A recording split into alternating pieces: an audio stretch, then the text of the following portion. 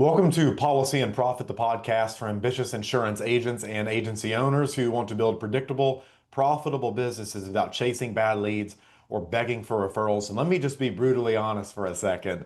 Most agency owners aren't building a team, they're babysitting one. They spend their days chasing flaky prospects, recruiting the same recruiting pitch 5 times a week like a parrot, only to have no-shows, ghosters, and broke dreamers draining their time and energy. And worst of all, their personal production suffers, and they start resenting the team they tried so hard to build. And if that's you, you're not lazy, you're just trying to scale using effort instead of systems. That's why I built the Autopilot Recruiter, a done-for-you system that helps you attract qualified agents, pre-sell them with your story in a funnel, and get them onboarded without doing another live Zoom, sales pitch, or three-way call ever again. It's the same system that top recruiters are using to grow massive downlines without sacrificing their commissions, their time, or their sanity. So if you're ready to build a team that actually grows itself, go to writemorepolicies.com/playbook and download the free playbook today. Today's guest is the owner of All Things Insurance Group, ATIG, Pete Fournier. He has been in the insurance industry for nearly 15 years. He and his team offers every line of coverage imaginable across all 50 states. He also has a training business to help agencies outside of the ATIG family level up, which we'll be discussing today. So, Pete, welcome to the show. Tell me something you believe is the key to succeeding in insurance sales that most agents completely overlook. Thanks for having me, Mason. Yeah, one thing big time is staying in the mundane. Unfortunately, however you feel about it, doing the boring shit on a day-to-day basis in this business is going to make you rich. And it's most of the people, I was listening to your intro intently. A lot of agents, like, they get new shiny toy syndrome, or they think, oh, I should be doing this instead of that because Pete says it, Mason says it, whatever the case may be. But like, Yep. I've made most of my money over my almost 15-year career doing boring shit and being bored 99% of the time. You do things to make it fun, or you parlay the money that you're making into fun stuff.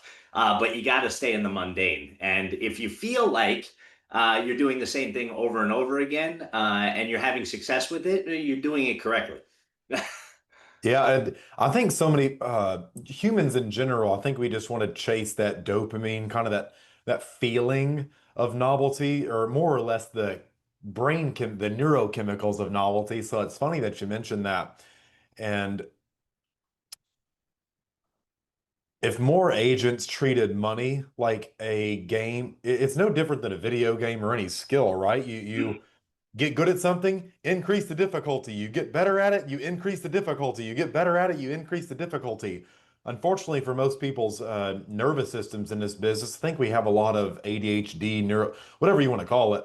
And we really only are good at what's interesting and not necessarily what's important. So you have to really listen to what Pete says and just do the boring shit over and over. You find people to sell or recruit to, and you make them a presentation, and that's really the game. And then you follow up with them. So that's funny.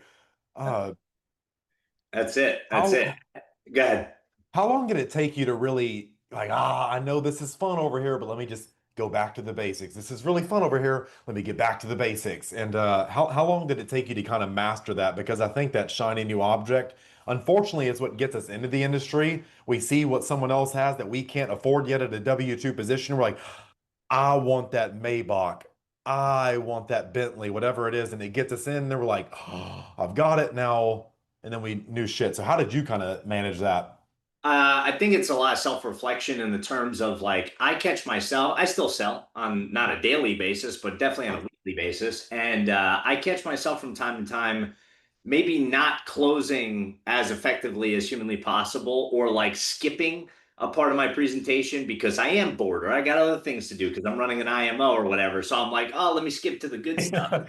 And Yeah. sometimes you just have to take a step back and reset and say, no, I got to go through the friggin' process. I got to ask all the questions that I developed 10, 12 years ago that worked, and just keep that going. And it's that way whether you're selling a final expense policy, a Medicare app, or like a $750,000 annuity. It's all the same boring stuff. And traditionally, at least for me, how I teach our agents, it's the same presentation, just with little caveats in between: the life, the health, the Medicare, the annuities, all of it's basically a glorified fact finder.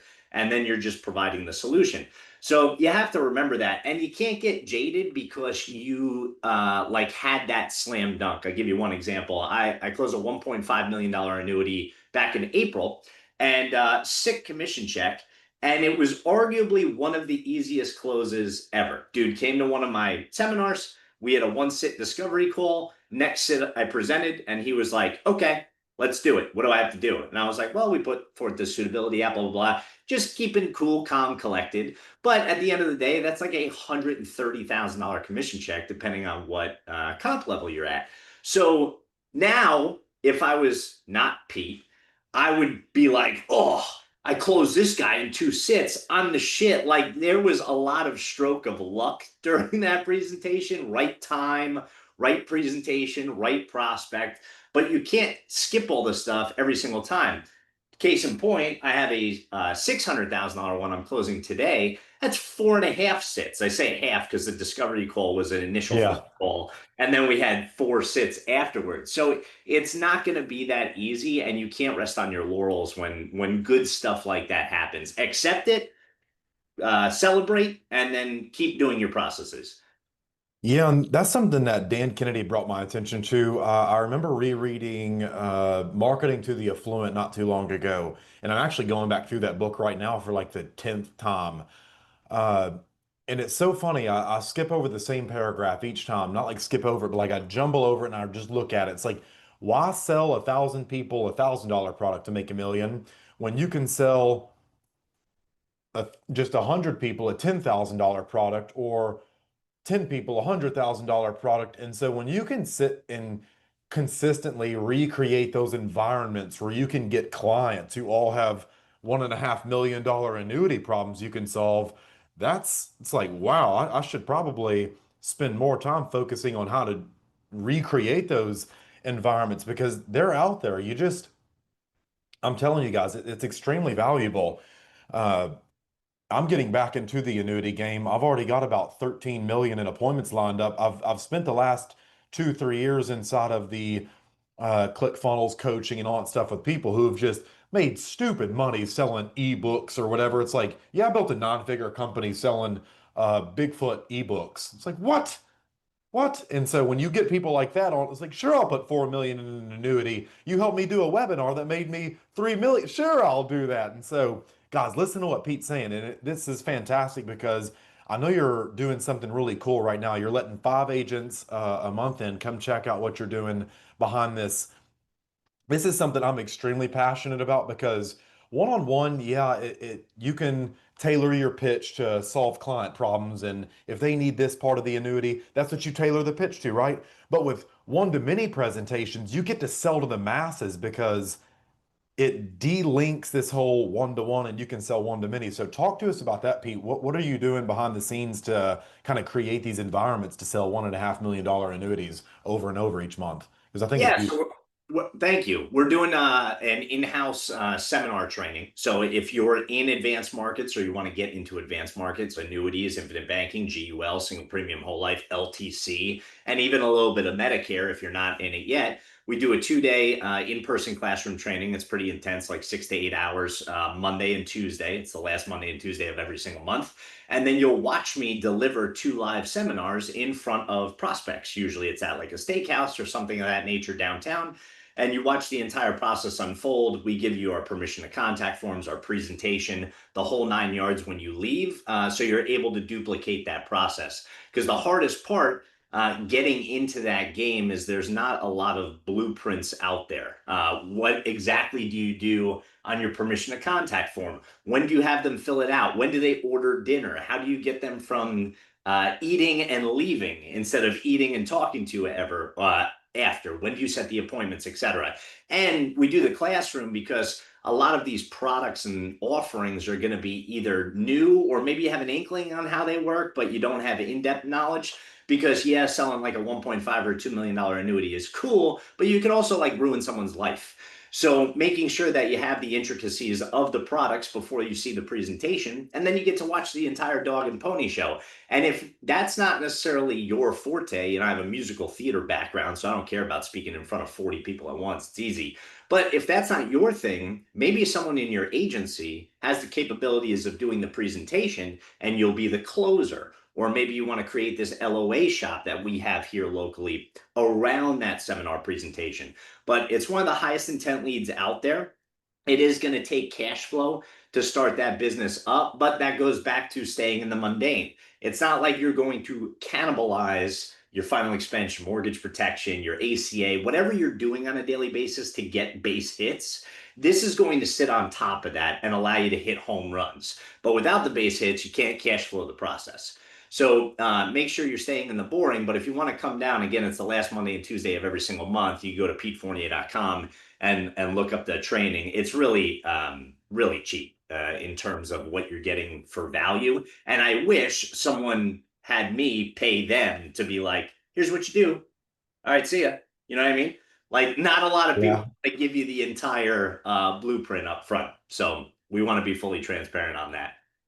100%. The presentations are one of my favorite things just because if you guys watching this are familiar, it's first off, if you've ever joined a coaching program, let me just be real. Most of these coaches and people out there, they just take everything out that they can from shit like Robert Collier Letter Book, Eugene Schwartz Breakthrough Advertising. They claim it as their own and then they sell you $50,000 if you suck, it was your fault. And it's just no, they just really sucked at teaching. Eugene Schwartz was ahead of his time. But how do you take a complete stranger to, they watched your presentation, they're lying in bed at night thinking, how the hell do I get started? Like most of these people, if they have not come to a decision, it's usually because they just want permission. So how do you create these environments that kind of say, it's okay to do this, you're safe, you're protected, Mr. Customer, just fill out the application, come on. And there's not really much out there in terms of white labeled, so to speak, or licensed material like this. So I do webinars on the recruiting side that are crushing right now, just in terms of where you place the recordings on life and health policies. I'm not doing much on the annuity side for this just because I just don't want to. I think most of the IUL TikTok agents out there fucked it up for everybody. Yeah. Like made 70K in a day. It's no, you did not. No, you did not. Stop lying. So what And if is you your did, favorite you're the part about client the owner. presentation? Yeah. What is your favorite part about doing this presentation? Just out of curiosity. So the presentation in and of itself from a seminar perspective is all educational focused. It's very non-biased, it's non-salesy. It's glorified a retirement 101, if you will. And sometimes we do different integrated topics, but it all stems around your income during retirement. How can it be effective? So people come, they have a nice dinner, they listen to me speak for 35, 40 minutes. We do some Q&A after and it's very non-invasive. And then I outline, and this is a little sneak peek, this is phase one. Phase two is discovery. And that's where we're going to meet, not if you want to. That's when we're going to meet one-on-one. And we're going to have a little baby come to Jesus meeting. You're going to bring all your stuff either to my office or to the kitchen table. And we're going to review everything because, as the title of the company is, we do all things insurance. So whether it's home and auto or annuities or life insurance, just bring it all to the table because I want to take a holistic approach. And then if I find gaps in what you have currently, or I can optimize it for you without you paying any more money, phase three is me bringing the solutions to the table and then you ultimately making a decision. So it's their idea, which is the best part. Now, again, you got to be hitting base hits on a daily basis or have had hit base hits on a daily basis for 10, 12 years in order to have that process because it's very long, right? I Yep. closed at 1.5 or real fast, but I got like maybe $7.5, $8 million in the pipeline right now. Some of that may not pay out until September, October. So if this is all you're doing, you better be a budget master or be doing those base hits. So I like the fact that how we developed it, it's very non-salesy, very informative, very discovery based. And they ultimately, at the end of the day, make the decision. Here's what you got. Here's how we're going to make it better. Which one do you want to keep? And they're like, holy shit, number two, And that's Yeah. where we come into play. So I think this is benefits really, hard slows, you know. yeah, I think this is really interesting because guys, I'll tell you just because I don't want to put all my customers in a room at sometimes just because of the cost of things and how efficiently I can just deliver a webinar and still make really good money from customers. Because as long as you frame things the right way, I'm saving you money on travel costs rather than coming. You have to understand the hand you can play. And so what's really good about what Pete is doing is if you look at the awareness, one of the biggest, you guys think your competition is other agents, and it's not. It's Netflix, it's Prawn Hub, if you get what I'm saying. It's Rolex and all these other things fighting for your customers' attention. So when you get them in a steakhouse in an environment where they don't have kids scratching at them or mommy, give me the iPad, or you just give them the iPad because you don't want to be a parent. Did I say that out loud? Oops. Uh, What's so good is you get to engineer beliefs. And so I encourage you guys, don't be salesy. Read, there's a book called The Anatomy of Story. It's how do you tell metaphors in a way that install beliefs. And so if you ever watch me pitch, you'll see me talk about weird things like a tree has to go down in the ground before it goes up. And it's essentially latching onto the idea your bank account's going to have to go down before it goes up. It's the principle of investing, but you come to that conclusion rather than me telling you. And so if you guys can disguise a sales pitch inside of metaphors, it's extremely artistic. You get to orchestrate beliefs and it's beautiful. Um, Pete, how long have you been doing these seminars now? About almost 2.5 years, I think, and we've escalated it. So we were doing one a month, and we went to two a month. Now we're almost at four a month, depending on the month. This is a weird month because July 1st. We usually do them the Yeah. first Monday and Tuesday, and the last Monday and Tuesday of each month. So July was weird. December is going to be a little weird, but beyond that, we're pretty consistent on the four a month. And it's a big nut. If you know me out there in Cyberland, well, bougie bitch. I don't want to do this at like a Golden Corral. That's not my MO. So Uh, it's expensive. So formal relationship with a higher end restaurant, but if you're doing four a month, it's probably going to cost you about 16 to $18,000 a month, which a lot of people are like, "Holy hell! I wish I could make that." I told the story the other day. Like what I spend on marketing now on a monthly basis was like my dream salary like 5, 6 years ago, which is insane. So you have to be able to come up with that, and that's what credit cards are for, and for your base hits are for. But I tell you, my first one ever, I spent about $8,200 between meals and invitations and follow up, and we have somebody RSVPing. And I felt like I sucked. I really didn't practice the presentation that much. I rested on my laurels. And like I didn't come up with the intricacies and ad libs that I do now on repetition. That's where learning comes from. But I sucked, and I tell you this because I still wrote like 325,000 in annuities and a couple like Medicare and life insurance apps here and there. So that like $8,000 give or take made me about 21, 22. And I felt like a complete failure, but I almost tripled my money.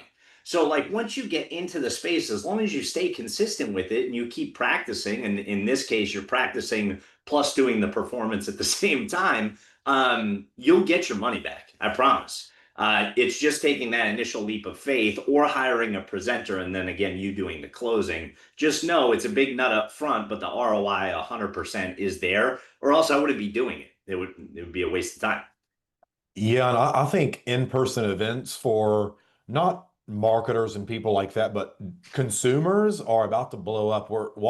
I'm just telling you guys, watch in the next 12 months. Everyone's been cooped in their house for the last 4 or 5 years because of uh, pandemic, whatever. I don't care what your beliefs are. This is not a safe space.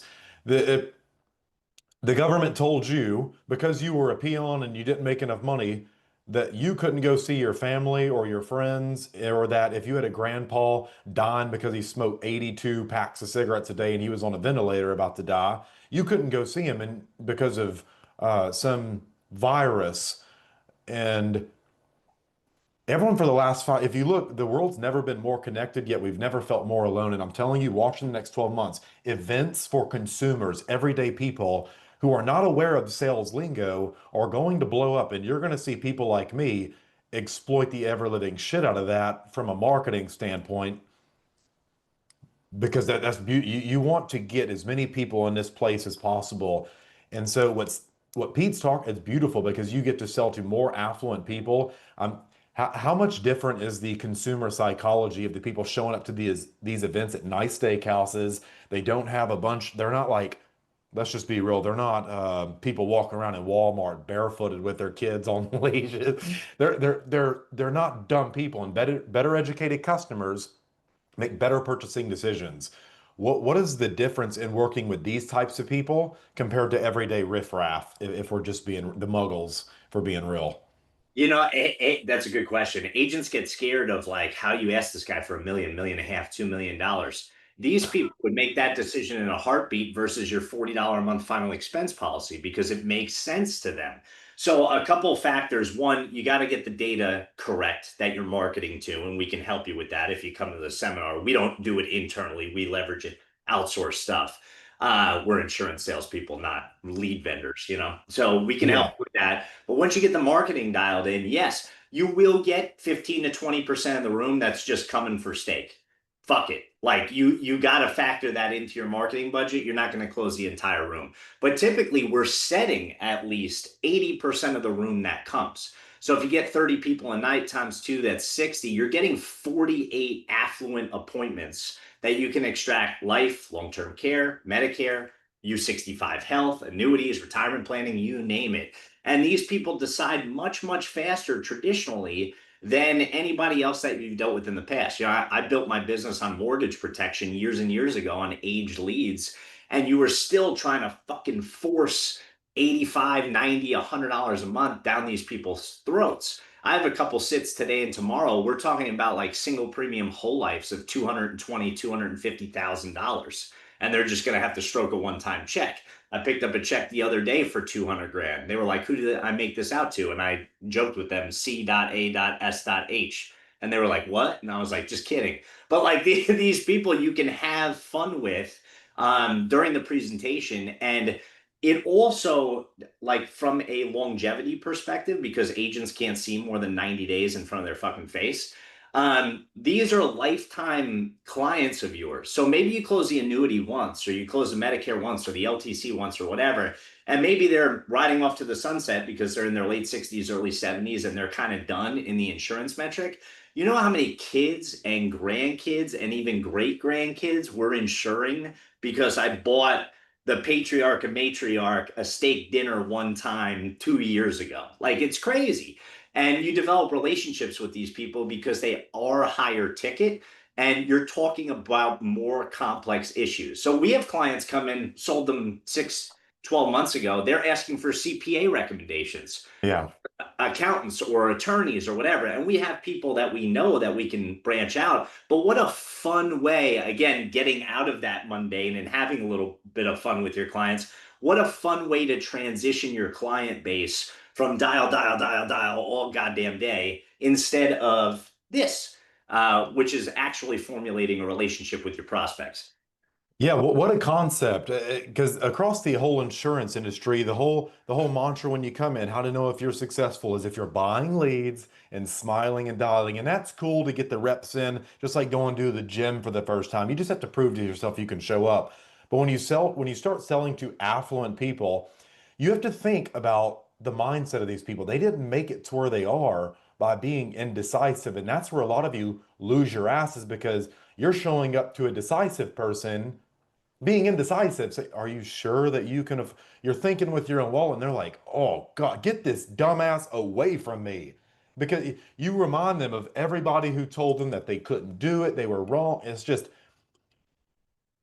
tell them how much it is, and there you go. It's just grow your decision making ability because when you start speaking to affluent people, they want to have fun. These are the same people who will spend uh, $80 on an apple or something like that, simply out of convenience because of what it says about them. These are not people shopping at stupid stores or anything like that. They're affluent. And here's the thing is they're actually way easier to sell than most mortgage protection people. They have like a fear of being found out. They're like, "Oh God, I don't want people to know I'm normal, Pete. I don't want people to know that I'm going to die just like they will." And so it's such a beautiful thing.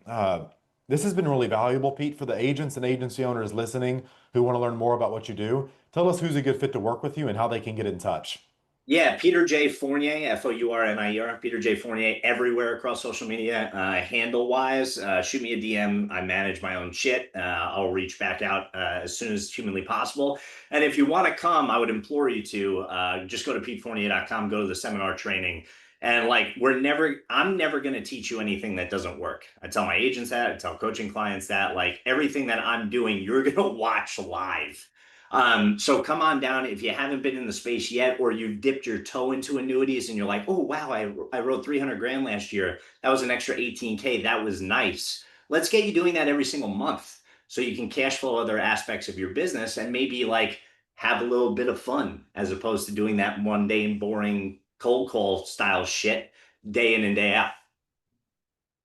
So we're going to wrap up here. Thank you so much to Pete Fournier. You guys go give him a comment. Say thank you down below for sharing his insights on the annuity business. Agents not seeing 90 days in front of their face, planting a tree today and expecting it to grow today.